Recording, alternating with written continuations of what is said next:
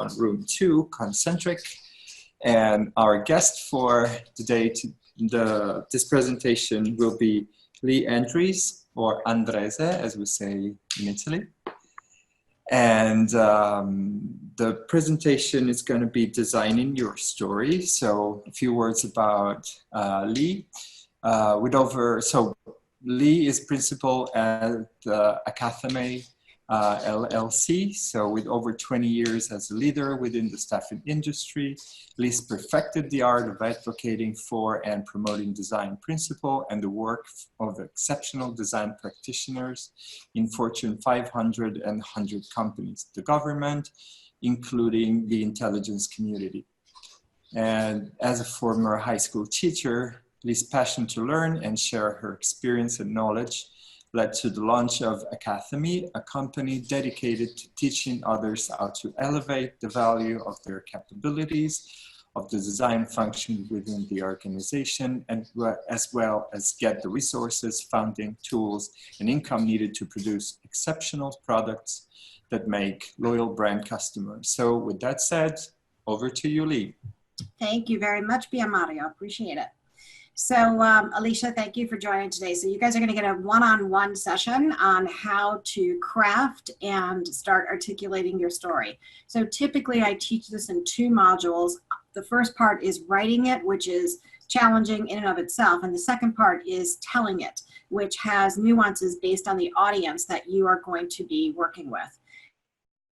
So with the types of stories, everybody has a story. What makes storytelling challenging for people is that it's difficult to separate the personal from the not so personal and the various types of stories that you have. So the first is personal. So all of our lives, we grew up hearing stories. I mean, that's how we learn about our heritage, right? Is through stories. Our beliefs are all based on stories. How we, what works in our life, what doesn't work in our life, those are all part of our story.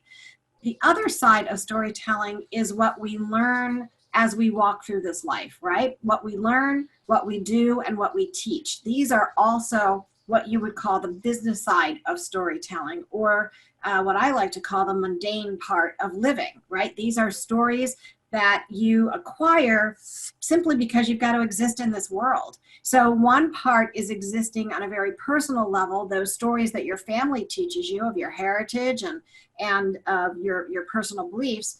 The other set of stories are what we learn as we go through this world, as we travel through this world, and what we actually do with what we learn. And then hopefully, if we're doing what's right, we will then pass on what we have learned and acquired.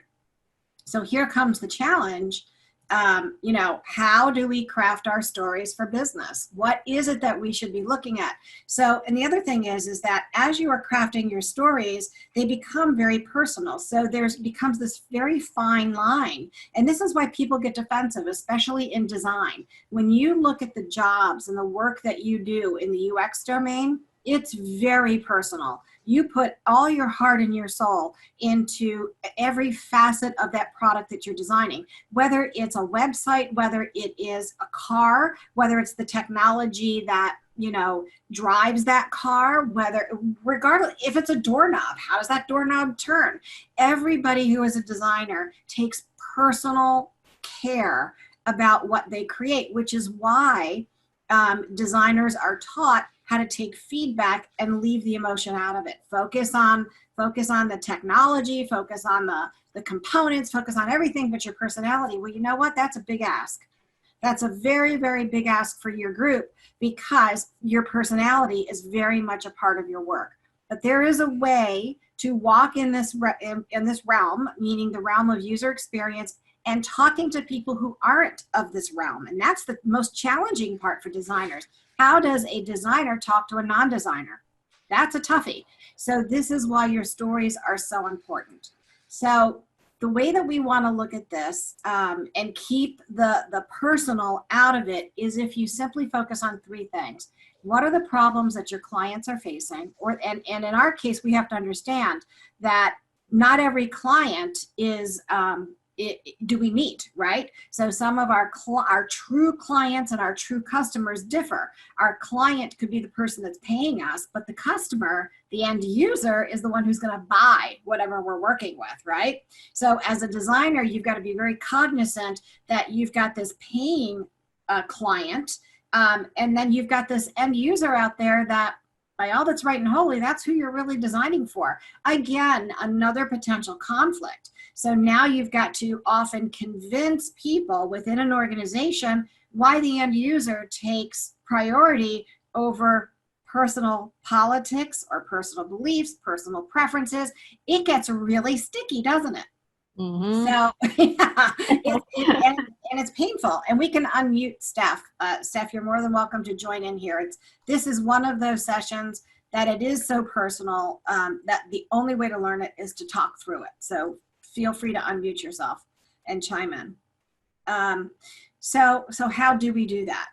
It's simple, but it's not easy. So the formula that I use is called a PAR. Salespeople have been using it since the dawn of time. It's problem, action, result. So what problem is your paying client facing? Now, mind you, that paying client is facing that problem because whatever they're doing, their paying customer isn't happy, right? So we've got to keep that balance there. So whatever the problem is that you are hired to do, this is what you've got to solve. The next part of your story becomes how well you solve them, or how did you solve them, right? And that's the action part. And then the result is how well did you solve them. This is oversimplified. This is why the workshop that I have is 4 hours long, because this gets complicated.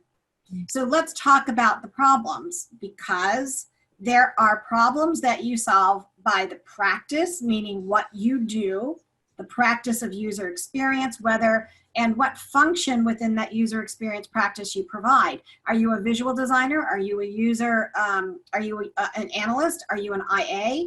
Are you a BA? Are you a Viz Dev? Are you a front-end development? What are you? So what practice and what scope within that practice do you support?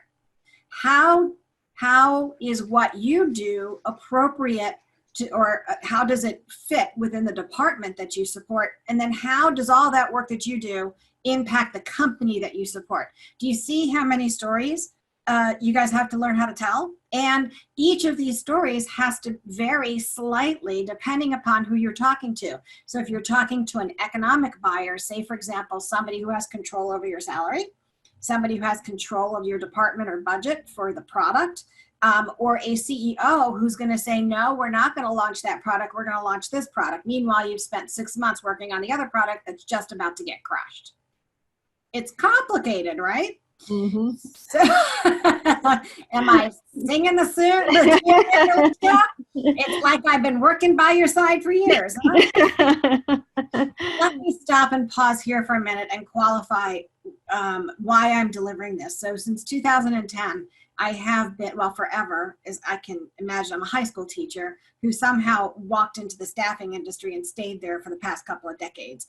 But for the past 21 years, I have focused my entire career on communications, marketing, and creative people. For the past 10 of those 21 years, I have done nothing but represent UX talent. And to effectively represent them, I had to learn more about your space. So I became a certified usability analyst. I took the classes at HFI, Human Factors, and it kicked my brain. I mean, there were so many big brains in that room.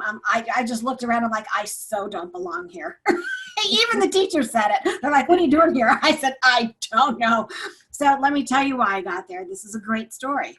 I actually head up our division, our training division for 9 or 10 years. So I'm still a teacher, right? But I knew that this digital function within the world was going to change how people live. This user experience space is really where it all happens. And if we lose the understanding of what the capacity and the capability of this function is in product design, in the whole product design process and development process, we're going to lose. I'm going to lose. Like, I'm the lowest common denominator of all users. In my company, the story was, if it's Lee Easy, everybody will get it. It's got to be Lee Easy, right? And so when I went into this room with really big-brained people, they had PhDs from psychology and anthropology, they were computer scientists, and, and yet, here's what I was able to do and they struggled with was tell their story. I am better at telling your story than the practitioner is, and that's normal. It's very difficult to tell your own story. It's much easier for a complete stranger to tell it for you or craft it and show you how to tell it. So because of that, because of this storytelling methodology, I'm able, and I have lots of stories like this. I took David from $60 an hour. I inherited him as a talent at $60 an hour. I got him to $90 an hour in 6 months. Just because I was able to articulate the impact that he had on a previous job. I was able to get everybody on my team several $1,000 raises when other teams weren't able to, because I was able to articulate their story. The stories are all based on impact. Businesses make decisions based on the impact that they will have towards them or towards their organization or the brand. So the riskier, the more, what's the word I'm looking for? The more mystery, they will pay more money because there's more value to what we don't know than what we do know. Does that make sense, everybody? Yeah, it does for me. Good. Steph, can you hear me okay? Nod your computer. Yes, I can. Sorry. Okay. I have a noisy pet, and so I don't want to be disruptive. Oh, we've all got them. I've got 2. So if they disrupt, I will listen and try to answer their questions. So is this making sense for you, Steph? Yes. Okay, good. All right. So let's move on. So the business stories, again, notice that I always will have practice department company because you've got to be able to articulate your impact. And some people use the word value. And the term value and impact, we got to be careful of. So value means how valuable are you to an organization? The value that you bring to an organization is based on the impact that you make. That was pretty deep. I hope this is getting recorded because I don't know that I'll ever remember that one again. So the value that you walk through in this corporate world or in the world of work is based on the impact that you've made. So to that end, your UX stories have to touch on 3 pieces. Number 1, how did you improve the business? And this is where business acumen comes in. And what do I mean? Does anybody know what I mean by business acumen? Is it the verbiage or just like their wording? Yeah, but so when I say the word business acumen, what is business? What comprises business acumen? And if I know that you understand business when what? Anybody? And it's okay to say, I don't know. I don't know. Excellent. And this is why you took this session. So business acumen is all about understanding why businesses exist. Number 1, they exist for profit. They want to stay in business. In order to stay in business, they need money. That means that they must sell something that is valued, right? That is needed in the marketplace. That's called revenue. So the first thing that a user experience person has to understand is how does UX increase or improve an organization's ability to grow the revenue? Right along with revenue is brand. Every company wants to have the Coca-Cola brand, which is worth trillions of dollars, right? Or how about Kleenex? I mean, every brand out there of nasal tissue, face tissue, whatever you want to call it, everybody still calls it Kleenex. That is a strong brand. And then the next thing is reducing costs. That's called improving efficiencies. So how does the user experience practice and practitioner help a company improve an organization's ability to reduce costs, which is all around process and technology. Making sense? Mm-hmm. Yep. And then the last part is profitability. And remember that if we control the top line, if we grow the top line, if we control the middle part of a P&L, and these are just the 3 main things of a P&L, we grow more profitable as an organization. So the more profits that an organization has, the more they're able to filter and feed the company to keep it going, for research and development, to add more products, to hire more people, you know. So it's really, everything is driven. If you look on, if you ever see the show Shark Tank, I just started watching it, but every single person on who's a shark says the answer to every company's problem is sales. And to a great degree it is, but if you are not managing processes and technology and the tools that we use, or if you don't have the right people doing the right thing at the right time, your expenses go up and therefore your profits go down, and there you go. So for user experience practitioners, it's absolutely imperative that you start building your stories the instant you are assigned to a project. The instant. And the first question that you want to ask your clients, whether they're internal customers, I don't care who they are, and I don't want you to look at your employer anymore as an employer. I want you to look at them as a customer. When they come to you, when your boss comes to you, they hired you for a reason. They are your customer. You are giving them a service. That employer, your boss, is somebody that you want to really help, because as that person grows, you grow. You're helping them build their stories. They take your stories with them as they grow. That's how that works. Does everybody is that clear so far? Yeah. Okay. So when a project comes to you, first question, why do you need this done? What is the problem? And then they get really uncomfortable, right? So we know you're not talking to the right person at the right level when they can't answer that question. They'll start getting because I was just told, no, we're not order takers and fillers. We are not a production team. We are highly compensated, intelligent people who in an organization can make or break the success of a product once it hits the streets. So you absolutely want to know what it is that you are trying to solve. What business problem are you trying to solve? So give me an example of a problem that you guys had to work on for some of the projects that you've taken on. Oh gosh. Steph, do you wanna add anything? I recently worked on a project where it was, we need to bring this into the platform. And it was like an old business unit needed to be in the platform.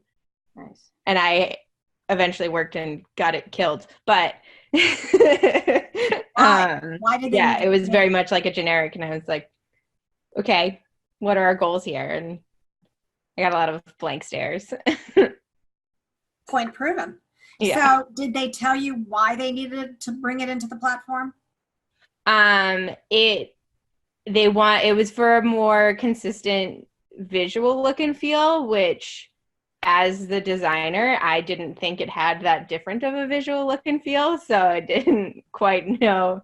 We had some areas of expertise boundaries happening. Got it. And not happening. Right.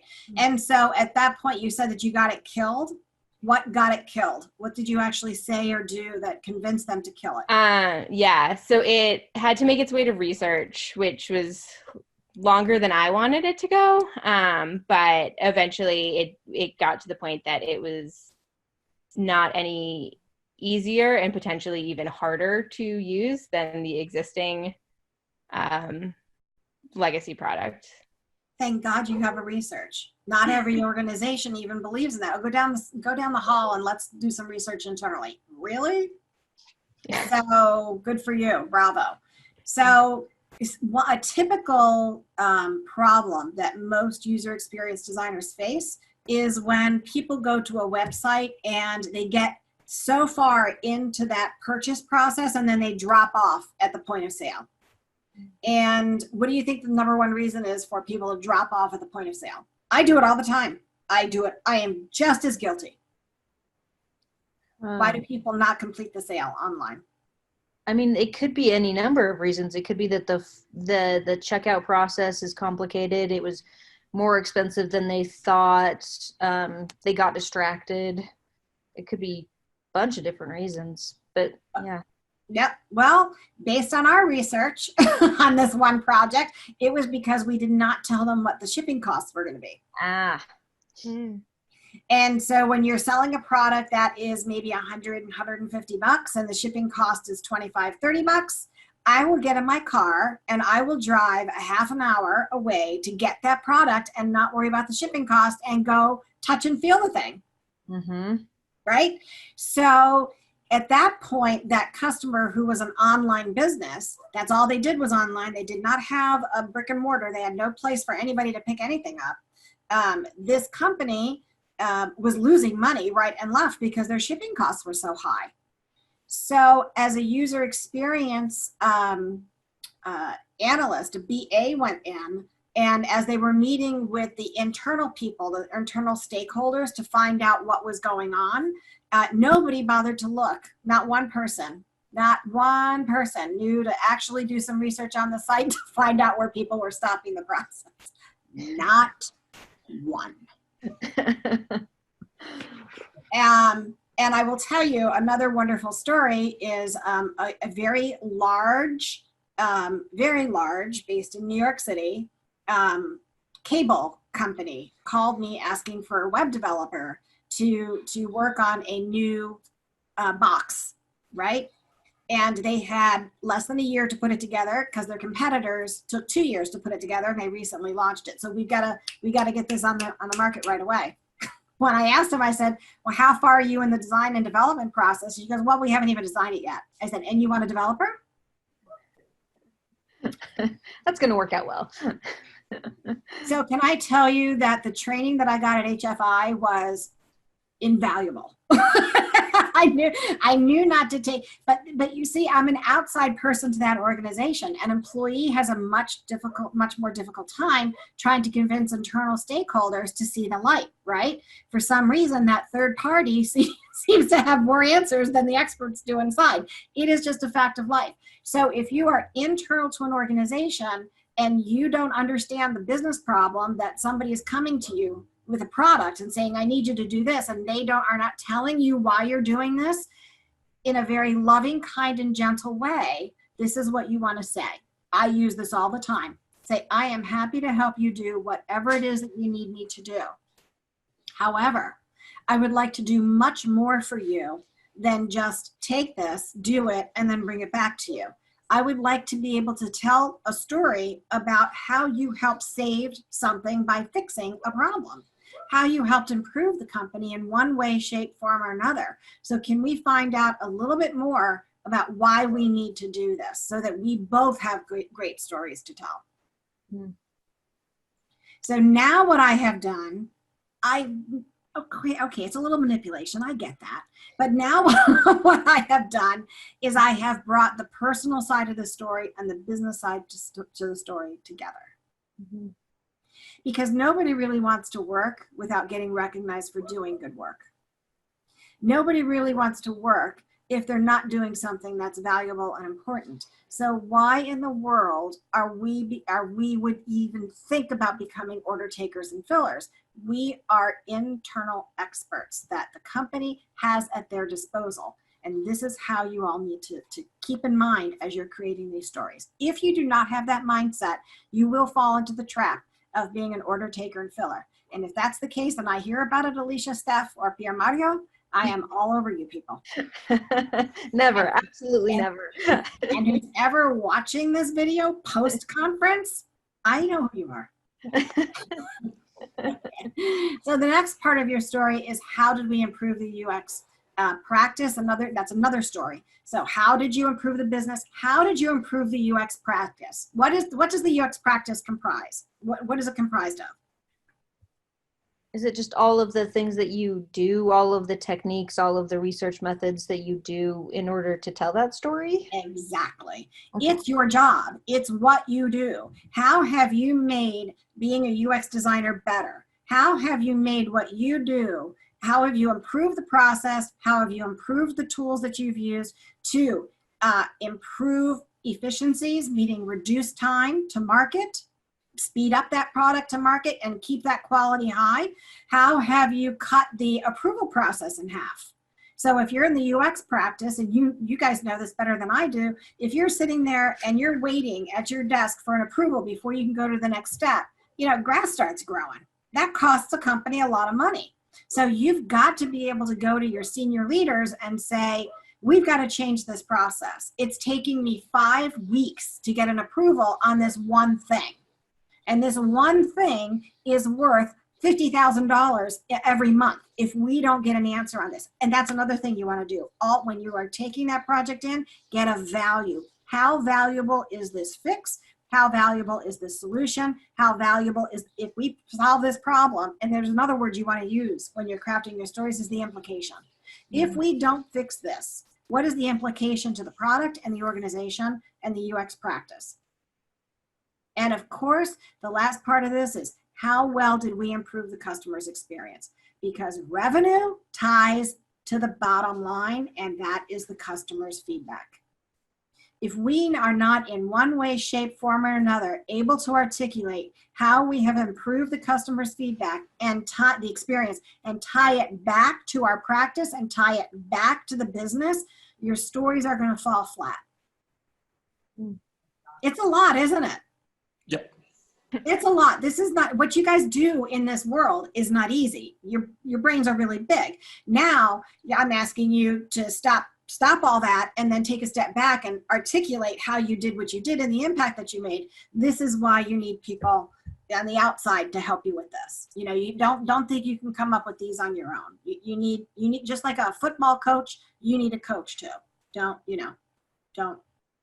And if you've got a mentor can help you with this. But you should also be pulling these stories together as a team. So if you're part of a UX team, you guys can be doing once a month a peer group meeting and sharing your stories and challenging each other on improving those stories, right? So and you're going to have a chance to tell somebody's going to tell a story today. Oops. All right. So here's how we're going to do this. The first part is the problem. When you are crafting your problem, what I want you to do right now is write down your most significant accomplishment over the past year. What has been your most significant accomplishment over the past year? I could hum, but we're just going to sit in silence while you guys write. I'm not good with silence. Typically, I'm standing in front of a class and going back and forth. What has been your most significant accomplishment over the past year?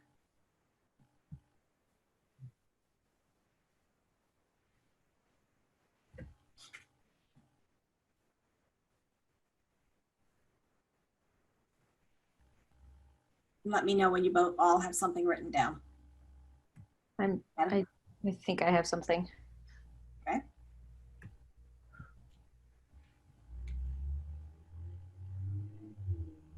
Here, Mario, do you? Oh, I was waiting for Alicia had something. Do you have your most significant accomplishment written I down? was thinking about it. Okay. Yeah, I'm still thinking. I guess I have an idea, but yeah. Yeah, Mario? One. Okay, who wants to start? Who wants to Yeah. share? And what you're going to do is somebody is going to walk off of this call with their story. And you'll hear how I would represent you if I were to represent you. So who wants to give it a go? There's no wrong answers here, people. It's your work. Right. I'll go if nobody else wants to go. Okay, is this Alicia? Yeah. All right, Alicia. Let's hear it for Alicia. Woo, woo, woo. I'm the guinea pig. All right. Go for it. Okay, so you want to know my accomplishment? Yes, what's your most significant accomplishment? Okay, so in the last year, I graduated from school and got a job in which I went to school for. So that, and I'm loving my job. So that, like, all three of those things sort of combined together is really cool for me, if that works. Okay. Do you have an accomplishment in your new job? When did you start your new job? 6 months ago. So I want you to think about what is the most significant thing that you've accomplished in the past 6 months. So hold that thought right there, Alicia, okay? Think. Okay. Steph, what's your most significant accomplishment so far this year? I led the design for my company's style guide. So it was myself and 2 other designers working on our style guide, and we actually kind of got it to a, not final because it's never final, but like pretty solid state where we weren't putting out any fires of I need this component now kind of thing. Okay. And so what was the need for the style guide? What business problem does that style guide solve? So it business problem. A lot of UX problems. I think that from is a business problem. That is a problem. Yeah. So it's a UX practice problem that you solved? Yeah. And I think we were developing or designing inconsistently. Just within our own within just anything coming out of the UX organization was inconsistent. And I guess from a business side of things, once we actually got it into code, it helped speed up the development process as well and made it easier for the engineering team to not have to rebuild these components every single time. And do you have an idea of how long it used to take before the brand guide, before the style guide, or after, as compared to after the style guide it used to take for engineering? I do not. See if you can get that number. Okay. That takes it up a notch. Yeah. You see what I'm saying? Yep. So we want imperative content whenever possible, or imperative, not imperative, imperial content, outcomes, and data is what I'm looking for. Pierre Mario? What comes to my mind at first is that during the past year I've been working to level up my UX skills, so transitioning from web design to web design and UX, and so probably the highlight was getting like a Nielsen Norman Group certification. So, which is a start, but it was my actual first certification in UX. So starting to speak UX and think into processes instead of bits of information, of more organic idea of what I'm dealing with is an accomplishment. That's great. So if we take a step back, and congratulations on that certification. Thanks. You happen to know somebody who's really good at UX who's not sitting too far from you. So I would definitely try to connect I don't know how you do it, but I'm sure you can do it. I want you to think back in your web development lifetime in the past year. What has been your most significant accomplishment in web development with one of your clients? And I'm going to go, while you're thinking about that, I'm going to go back to Alicia. Yep. Alicia, what has been the most significant accomplishment in the past 6 months on the job? So we had a proof of concept that we needed to prove. We wanted to go to from the software that we're using. We wanted to update it to the new version, which was a significant lift. And so I was part of the proof of concept that said that we could do that, and that out of the box functionality would get us there, and it would decrease in the long run. It would decrease how much our engineers have to work and how much effort they needed to make improvements to the business. Okay, and do we know what that turned out to be in numbers? Like if we didn't do it out of the box versus a proprietary kind of a solution, do we know what that cost point would be in time, labor, or I know that I could guesstimate it. I could get it from some people. I think it would be more percentage of it takes 10% of the time rather than 100% 100% of their time to work, if that makes sense. Yeah. So it'd be And significantly faster. and that's the business problem that you're solving. Remember, efficiencies are very important to a company. The more time that we can save, which is why technology exists in the first place, right? To save us time, to make our lives easier. So the more time that you save for the organization means money, that person is producing something else that's of greater importance and of value to the organization. Does that make sense? Mm-hmm. So get those metrics wherever possible. Go back and get those metrics. The closer the metrics that you can get, the more accurate, the more powerful your story becomes, right? So that's really key. Pierre Mario, did you think of something in the past year from the web dev side? Well, from the web dev side, I was thinking about a customer in particular who eventually I realized like I got into their web development team as just the guy who would redo their website based on their artists' blueprints and directions. But at some point I realized by the way they were referring to me to other stakeholders that they even because in the meantime I started using what I learned in UX and started thinking differently.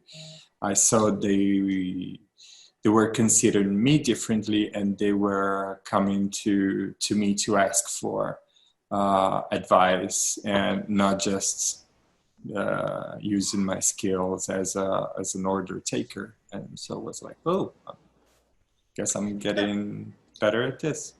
Good. So why did they hire you in the first place? Well, it was they had to completely rehaul a website and their online presence. Why did they need to do that? I guess they needed to make their branding and appearance more fresh and consistent. And were they losing any business? Were they losing market share? This is something I'm still trying to. I mean, we're working on it right now because I've been working to establish metrics. They didn't even really have metrics, so wow. Yeah. So that's a problem. Yes, because you can't quite say what I did, but even for them, they have to measure something against something else to see an improvement or a change. So we're working on that. So yeah. So are you guys getting, what are you seeing just by your articulating the problems that you were working to solve? What did you pick up just from these 3 conversations that I had with you? What stands out? Well, I think that we're just learning from each other, seeing where sort of the holes in the stories are, and then we're all working off of each other to improve as we see, okay, well, they did it this way, and I really liked what they said, and I'm going to take that and add it to mine, and we're just building off of each other's examples and stories. Exactly. So what I'm hearing is that we don't know what the business problem is. Oh. We're not understanding how what we're working on actually impacts the practice, the customer's experience, or the business. So I'll use Pierre Mario as an example. You know, if his company doesn't have metrics, that's a huge problem because they have no idea what needs to be improved. And they have no idea how well they're satisfying the customer. They have no idea if they're reaching the customer. They have no ideas, period. They have no research, right? So if they're coming to him now, if they hired him as a web developer, now they're asking him, how do we find this out? What are the metrics we're finding? That's a whole other thing. That's a whole other level of problem solving. So now it comes from zero data. And this is the problem that you're helping them solve, by the way, Pierre Mario, is that client has zero data from which to make business decisions. Zero.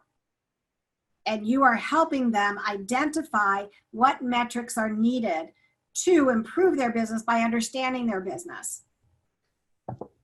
Do you see how I can now, if when Pierre Mario fixes that problem, do you see how I can more than double his income if I represented him that way and just said, hey, look, at this company had nothing. Now they know what they're doing. I think you want this guy. Right? And if I've got metrics every step of the way, this is how you elevate the value of yourselves based on the impact that you're making with the problems that you're solving.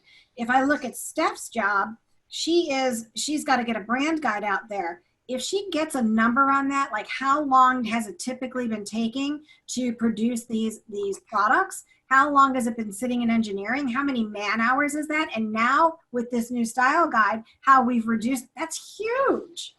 So I want you to write down these two words. You've got cost savings and you've got cost avoidance. Companies need to know where they can save costs. And this is what I mean by business acumen. You've got to understand how business works to understand how your role impacts it. Cost avoidance is now in the first year, Steph, you will probably save your company hundreds of thousands of dollars by implementing this style guide, simply because there's going to be less redundancy, right, in product development. Yes. Next year, you can start saying, this is how much cost we've avoided. So this is called, on the business side, it's process improvement, which is efficiencies, which reduces a company's spend and allows them to have more profits to reinvest in the company. You see how your stories are going to take shape now that you know a little bit more about this stuff? Mm-hmm. Do you also see how personal this becomes? Because now it's part of your portfolio and your future income. So it's really important that you get this part right. The next part is, how do we actually do this kind of stuff? So I'm going to go back to this slide. So the problem is actually the most complicated part of this whole story. If we don't understand what problems we're solving, the rest of it is very difficult to put together. But if you understand really and truly what you're working to solve or resolve, then the rest of your story will just flow. The second part is how we solve them. This is where you journal. Every step of the way, every part, how you develop that style guide, how you, the off-the-shelf, how you decided to use off-the-shelf product versus proprietary or internal development thing, and how you determined that these people have no metrics. It's the conversations that you had with people inside the organization and outside the organization. At what level of conversation did you have? Did you have to meet with the C-level, vice president, directors? Was this all management? Did you have to work cross-functional in an organization? Did you have, and this is another one, so it's who you worked with inside and outside your organization and what kind of conversations did you have with them. It is what tools that you use to collaborate and to track all the information and the data that you're getting and measuring and metrics and all that stuff. It is the challenges that you had to solve. What challenges did you have throughout that process, and how did you overcome them? It's every detail of what you did to solve the problem. And why is that so important to a story? Why is it so important, period?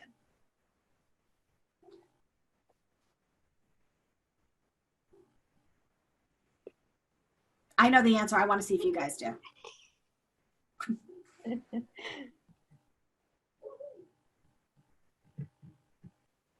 Take a stab at it. Why is it important to know how you did what you did and articulate it? What's the whole point of a process? It. Exactly. Oh my gosh, I absolutely loved your talk, and you are such a trooper to do it with. Oh, thank you. Only you being unmuted, because I'm laughing at the jokes, I'm nodding my head, you can't see me, you can't hear me. So mute my thanks so microphone. much for doing that bit of All right, so here's, good job.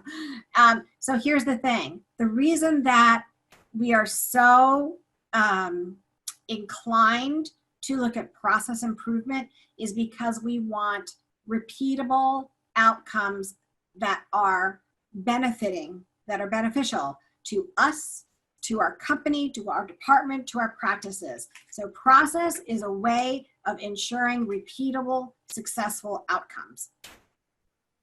And that is what you guys are all about. Those are your stories about the practice. And this is why how we solve them is so important for you guys, because people all across the organization do not understand. They don't know how to spell UX, let alone know what it is. Right? So it's really important that you are able to articulate how you did what you did, who you did it with, what challenges did you face, what tools did you implement, what did you change, what did you create, what problems did you solve, how did you solve them? It was this piece of my friend David's story. This is the guy that I was able to jump from 60 to 90 an hour in 6 months. It was this piece that I articulated to my client, and I said, look at this guy had to pull 4 sites together that had hundreds of thousands of pages on them. He had to conduct scores of interviews with key stakeholders all the way up to the C-level of these major corporations. I said, this is the guy who was able to get all those ideas and all that and come to one simple solution that was launched. Trust me, your little site is going to be a breeze, but he's going to cost you because he does it fast. He's not only really good, but he's really fast. You see what I'm saying? So, and there we have that. So who wants to tell me, Pia Mario, you're out. Is Debbie still talking? Is Debbie still talking? A little bit? All right. So Steph, Alicia, it's up to us. So which one of you two would like to talk about how you actually went about solving the problem that you faced? Steph, I can if you don't want to, but you can go ahead. No, go for it. So repeat it again, how we went about solving the problem. How is this Alicia? So Alicia, how did you go about installing an out-of-the-box solution for your organization? Well, we haven't done that yet, but we're working on it. We're so what once we did the POC and we got approval to move over to the new out-of-the-box software, what we're doing to figure out how to go about doing that is I'm just doing a ton of research. I'm understanding the users, talking to them, field studies, interviews, usability tests, and then I'm working with the engineers and the project owners to figure out, okay, how do we do that in a streamlined, agile sort of fashion? If that answers your question. It does. That's not bad. That's not bad. What challenges did you face? Some uncertainty of like how it's moving forward, communication within the team. I'm new, so I'm starting to figure out how to work with them, how they're working with me. So it's just, it's just new. And then sometimes access to users can be slow because they're very busy. But those are some of the challenges. And then documentation, just trying to document just everything is painful sometimes. Okay. So fair enough. I want you to write all that down. And as your story grows, I want you to keep adding to that. Okay. So you talked about there's still a lot that you don't know, right? Yes. So I think, but all 3 of you are in development stage of these stories. Mm-hmm. So I want you to start detailing this, and I'm going to give you my contact information at the end. If any of you 3 would like me to review your story as they unfold, just email them to me and I'll get back to you. But for time's sake, let's look at the last part of this. The last part of this is how well you solve them. And I don't think that Steph, I think you're in a process. You're at the process where you've implemented, right? Yeah. Okay. So how do you know that what you've done has solved the problem? I mean, for me personally, when I'm reviewing what things have made it into production, I'm not seeing any inconsistencies. Okay. In like behavior and visuals and that kind of stuff. Excellent.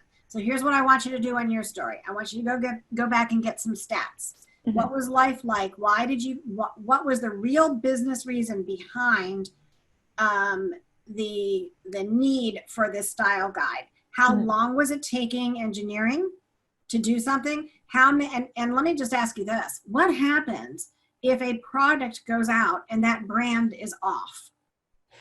Something is wrong with it. Yeah, there's like a lack of trust almost immediately. That's right. Absolutely.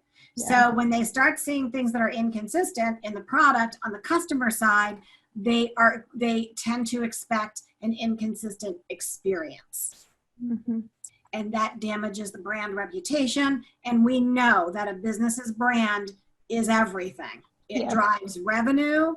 Brand and revenue are very close to each other. So we need to make sure that that brand, that what we send out is consistent. All right. So I am going to go ahead and we're just going to pretend. Alicia, if you would tell me what problem Steph solved in her job. Can you tell me? Okay, so they, the company that she works for, had some style guide issues. The engineers had to work to constantly redevelop or rebuild different patterns, unnecessarily wasting their time and potentially causing issues of trust with the end users. Steph built a style guide and implemented that, which eventually helped save the time for the engineers, so they don't have to duplicate work.